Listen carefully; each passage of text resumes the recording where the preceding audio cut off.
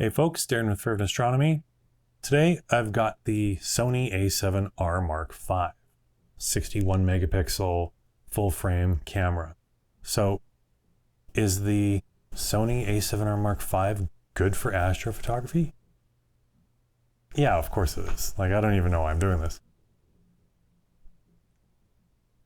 Let's look at some samples. Come on. Hey folks, welcome to Lightroom. Here we have a collection of images taken primarily with the Sony A7R Mark V. And then we have a bunch where we can compare it to some of the other cameras that are out there to get an idea of what that 60 megapixel sensor really is doing for us. Now, we're gonna just kind of talk over some of these while I look at them. We're not gonna look at each and every one, and we're not going to look at them in too much detail. I'm just going to chit chat with you, and you can take a look at things while we scroll through them, and hopefully you'll gain a little bit of valuable insight into things here. A couple of things I want to mention. Some of these are tracked shots, some of these are non-tracked, although I suspect most of these are not tracked. There are various use cases for any camera, and it just so happens that I don't think I really tracked many of these, but for the ones that are, they are tracked with the LighTrack II from Fornax Mounts. Fervent Astronomy just happens to be Fornax's North American distributor, and we're really lucky to have access to fun toys like that. So if you want to learn more about that, you can head over to ferventastronomy.com, or even better, pop into the description for this video. There will be a link back to the website there, and you'll also get access to some things like some useful articles that might help explain ISO invariance and why many of these photos are taken at ISO 320. You will of course find some information about the mount I just mentioned, but also you will find perhaps a link to some of these samples. Not sure if I'm gonna put too many of them up yet because pretty much every single review I put out uses this camera. So you can get a good idea of the noise and all that type of stuff from those, but we'll see how it goes. And whatever samples do end up there, please keep in mind that I am supplying them for the use case of helping you assess this camera. Please respect my copyright. Please don't redistribute these files anywhere online or otherwise. Please don't misrepresent them as your own, and please don't use them as a basis for your own review. This represents a lot of my hard work, sometimes over, well, in this case, over a year and a bit maybe, but I have put in a lot of sweat equity for this stuff, so please respect my copyright and use these samples in good faith for the purpose of assessing the camera. All that being said, it's good. The camera is good. Like, it's not a mystery. All cameras are good. So let's talk a little bit about it as we look through some stuff here. These are 2-second exposures taken at ISO 4000. So this camera has a base ISO of 100 and a second base ISO of 320. And I would pretty much only recommend shooting at 320 in the case of this camera, because you don't gain anything shooting at a higher ISO, despite what you might think. The camera is merely taking, like here I'm at ISO 4000. If I shot this at 320, the camera would just take that shot from 320. It would digitally boost the exposure, lock it into the file, and deliver it to me. Sure, it'll look good on the back of the camera. However, you're going to perhaps lock your highlights in at a higher value where they might clip. You're going to get the same amount of noise either way, the same ability to recover shadows. It's really not worth doing. So again, follow the link and you can get some more information there. Here, I don't know what's going on. I'm going to be honest. Definitely got some interesting warping. I want to say that maybe I was moving the camera. Definitely gives a strange effect. If you look here, definitely a little bit shaky, but that is super weird. I might have been disconnecting the lens from the electrical contacts by just rotating it slightly. I do remember playing around with that and finding that when the lens was disconnected from the camera, the focusing element was brought out of position, but when you reconnect it, it would actually go back to the original position. That might be what's happening here, because it's I find it hard to understand what else might have been going on. At any rate, this is a more classic photo here. Here we're using the Sony 14mm f1.8, ISO 640. So I'm not following my own advice here, but you know, it is what it is. 10-second exposure, and I took a bunch of these as part of a time lapse. I think I processed like one frame and then got bored. So it's kind of always happening with me. But there's a lot of decent information here. There is a lot of color noise, as you can see as it loads here. Obviously, when it was loading, it looked a bit worse, but there's a lot of color noise in here. You can probably clean that up in post. You can see how it looks blotchy over here. Of course, we've got good illumination on this rock formation because there is a artificial light source behind here on a building that's sort of lighting it up. And if you look in the corners, this is where things kind of fall apart a little bit. Fair amount of noise. It's a 60 megapixel sensor, but it actually performs fairly well. And it does have a little bit more noise actually than some of Sony's other recent cameras, but I think that's because they're not baking as much noise reduction into the file. So that's a good thing. Here, this is a 60-second tracked exposure. This is from the Viltrox review, I think. This would be out of camera. This is at 1.8, and pretty typical here. This is what a digital photo of the stars looks like. So overall, I've never really experienced a problem with the noise. I've never found it hard to deal with. So that's been okay for me, and I do enjoy the extra detail. This shot here is just a framing shot. This looks like more of the deliberate shot here, 60-second exposure, and this will have been a foreground shot here. So we've got some star trails here, 1.4 with the, what is this, the Sigma 14mm f1.4. So even at 60 megapixels, look, and we are getting some star trails, but they're not the worst star trails, although this is of course a fairly wide angle lens. They are going to follow that arc though, right? So whether or not you're happy or sad with this particular type of star trailing is going to be up to you. The closer we come here, things are going to get nice and circular. But of course, this, where the stars are really bright, it tends to be a little bit more distracting. That said, the foreground should be fairly clean. We can bump the shadows up a couple of times. And yeah, here we can see the mountain, fair amount of detail here. You can see the trees. It's not too bad overall. And even with something like this, you can recover some of the sky. You might want to downsample things a little bit, and that downsampling will, say if you cut the resolution in half, it'll make the star trails look a little less bad. What are some other things we can tell you about the camera? So the nice thing is it's got that over-articulated flippy screen, which is really useful when you're doing a shot like this, where it has to go pointed up in the air maybe, and the screen can basically turn any angle you want so that you can see things. Same thing here, you can make sure you've got a really good view, and you can also close the screen if you want. You can just turn the back LCD off and save some battery. I'm always a big fan of that. Here we have a 30-second exposure of that previous scene. This might be tracked at half speed on the LighTrack II to give it a decent balance between the foreground being blurred out and the stars being untrailed. It's a good in-between, essentially. So that might be what's going on there. But anyway, with the flippy screen, it was really helpful, and it's helpful to be able to turn it off. And while this camera does have that really decent EVF, I would say that if you're trying to assess critical things in the frame, like if stars are really in focus, or if there's trailing, or if there might be some warping or something to that effect, I really would caution you about relying solely on the EVF, and especially on the rear screen. You just aren't always going to get the best view. Like, you're not going to get the same view here that you would at 400%. And that's kind of unfortunate because it is a really high resolution EVF. I think it'd be able to do it, but there does appear to be some compression happening. So it's a little less reliable than that. And that's kind of bit me a couple of times. Keep that in mind.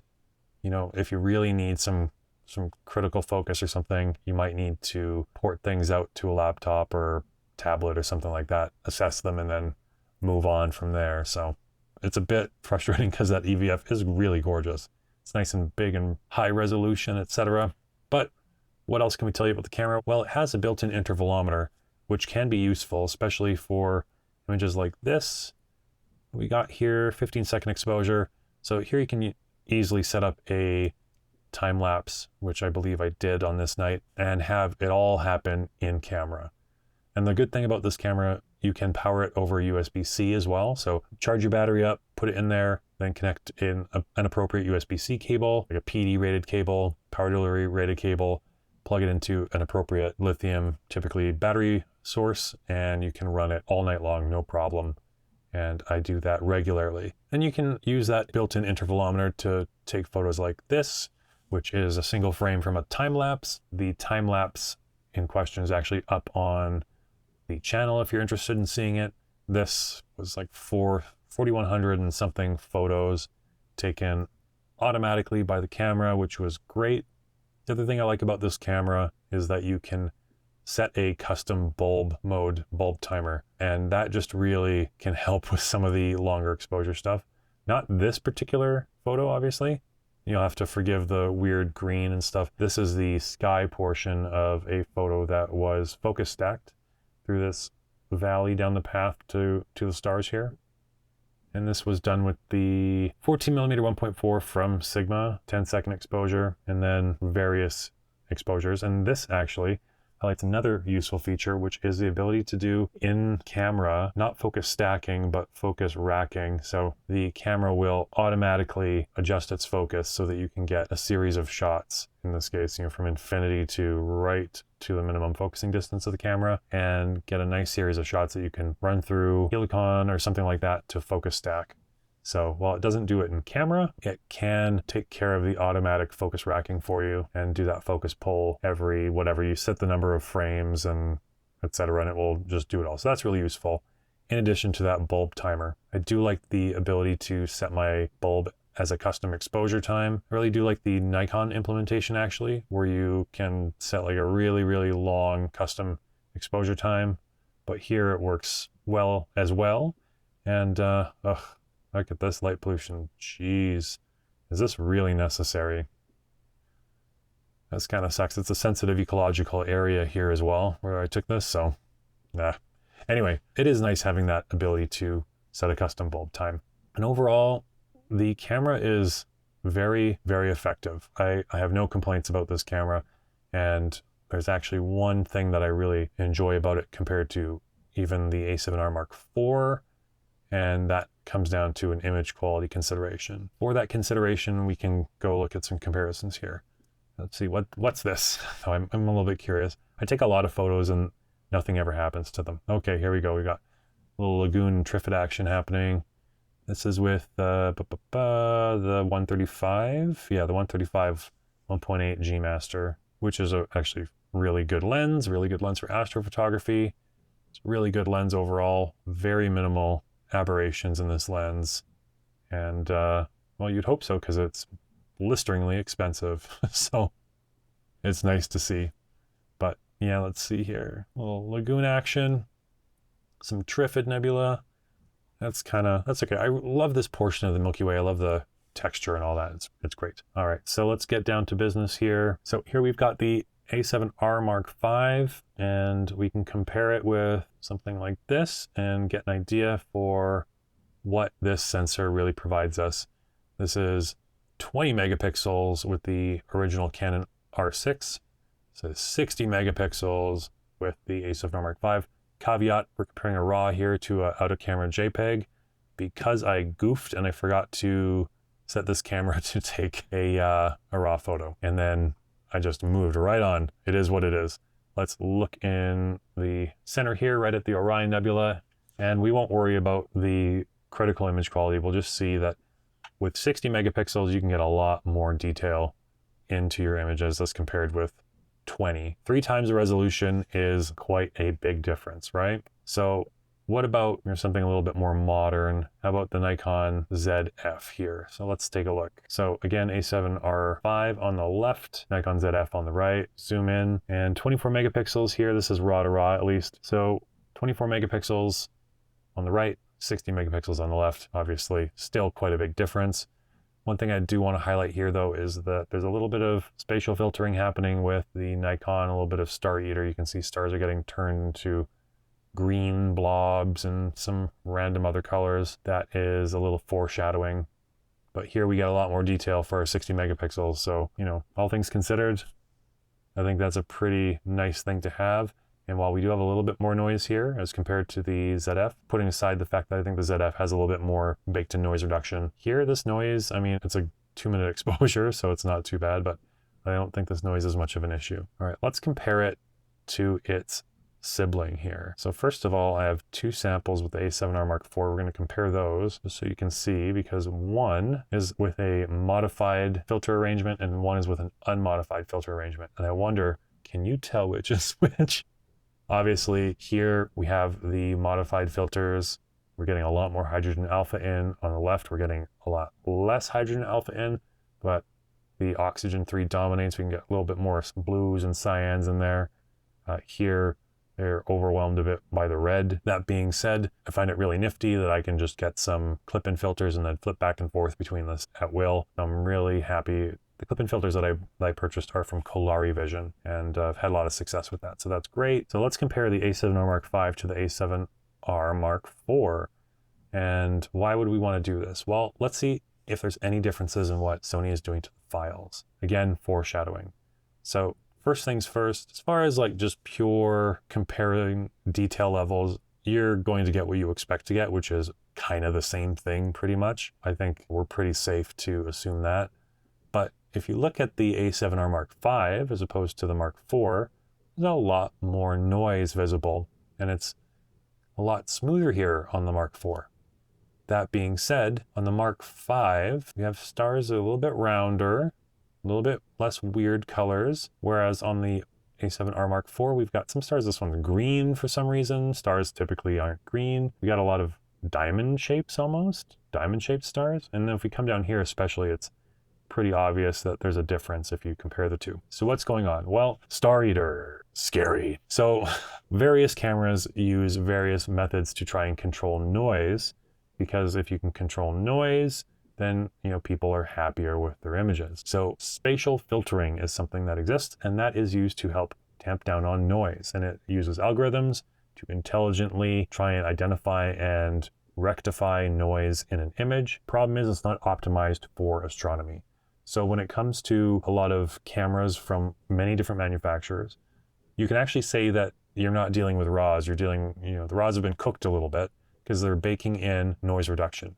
And that is what's happening here with the Mark IV as opposed to the Mark V. The older Mark IV camera relying on either less advanced spatial filtering to try and get rid of some of that noise, or just more aggressive spatial filtering, which I suspect is part of the problem. Whereas the A7R Mark V on the left features a little bit more visible noise as compared to the 4 on the right. However, it doesn't have wonky stars, and we can denoise this ourselves. We don't need the camera to do it automatically and bake that into the RAW. So even though the level of detail is very comparable, because it's like the same exact sensor, the way that the camera is dealing with the information has changed a bit. And I think that makes the A7R Mark V, let's say, objectively better camera from a sensor point of view. That being said, you don't really look at stars like this often, especially with a photo like this. You're looking at it like this, you're experiencing it in its full glory. So I don't know that it's going to have too much of a practical effect, but all things considered, the A7R Mark V is cleaner. Well, cleaner from a wonky star perspective. I'll take that slight little bit of noise over what's going on with green stars any day of the week personally. And you know what, there's not a ton else to say about it. I do like the flippy screen. I like that you can turn it off. The battery life on these cameras is great with that big high capacity battery, but you can also power it over USB-C, which is awesome. The built-in intervalometer does have its uses, and the ability to set a custom bulb timer time, I guess, is really good. 60 megapixels is a lot of megapixels, and that's great. And in the case of the A7R Mark V, you've got lossless compressed RAW files so that your file size is a little bit more reasonable, I suppose. Like, it's basically all upside. The image quality is great. Noise levels are great. It's a good camera. I mean, it ain't cheap, but it's a good camera. No one should be surprised. So I hope that this was somewhat informative. Let's just wrap it up because it's gone on way too long. And yeah, let's get out of Lightroom. Bye. So, should you get this camera? Sure. Yes. Great camera. Should you get another camera? Sure. Yes, other cameras are good as well. Camera reviews for astrophotography are a little bit weird, especially recent cameras, because they're all good. I don't know. They're all good. They're good. If you're gonna buy this camera, do it. Easy. If you are going to want something more like an A7R Mark IV, because it's used, great. It's essentially the same, different menus, different flip screen, that type of stuff, but image quality wise, essentially the same. If you are more of an A7 IV type person, get that one. If you are more of a Nikon Z8 person, do it. Nikon Z8, great camera. Ultimately, these are tools, and now the tools are really, really good. So pick a camera that works for you, that's in the system that you want, that you can afford, has the megapixels that you can work with or that you want. And ultimately, the thing that's going to make the biggest difference these days is lenses. Let's be honest. But this camera, pretty good, pretty cool. I have it. I'm going to keep using it. Do whatever you need to do. Just get out there under the stars. I hope this has been useful. I feel like things have gotten kind of loose here. I hope this has been useful to you some way, somehow. I'm Darren. Thanks so much. Hopefully we'll see you in the next one, and take care.